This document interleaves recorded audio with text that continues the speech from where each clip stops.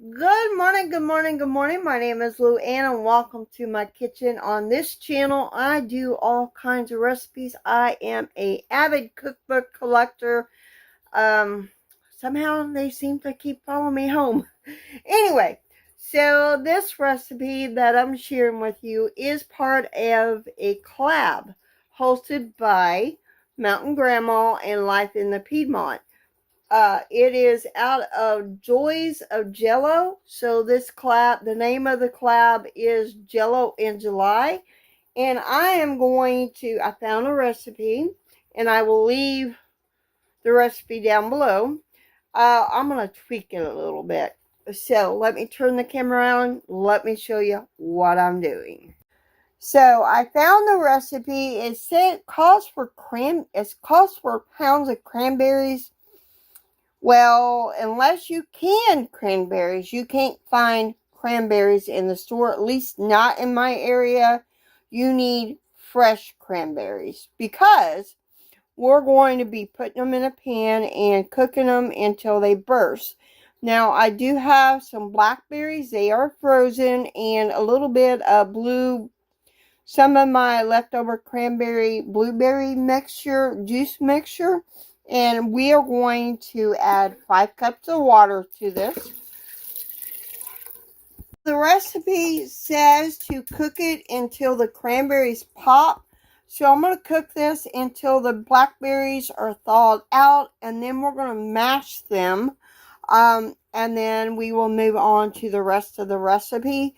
I picked this recipe because I love the Italian ice that you get in the store. So I'm hoping this is how you make it. I know I could see recipes online of that, but I'm hoping this will do the same thing. And if it does, I may be making my homemade Italian ice. So I'm going to cook these berries and get them mashed, and then I'll be back with the next step.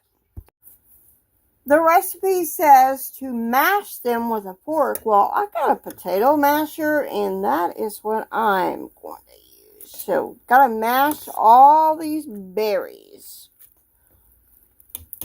And you know what we're going to do? We're going to strain this.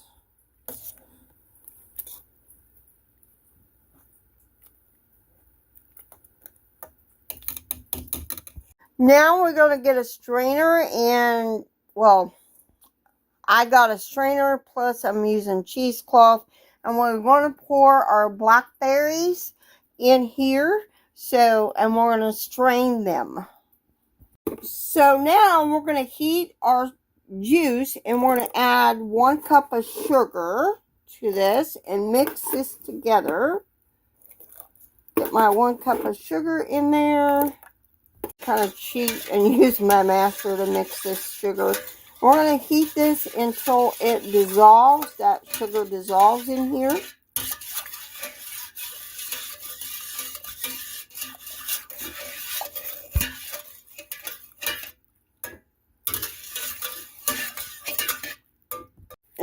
So we removed our juice. Basically, that's what it is from heat. And now we're going to stir in 1 package of orange gelatin. And stir it until it dissolves. And then we're going to let this cool down before we move on to the next step. At least that's what my plan is.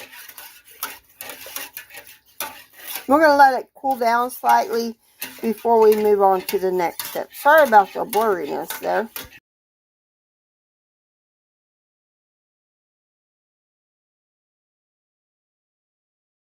So now I poured these into some freezer containers, and we're going to freeze these for about 2 hours or until almost set.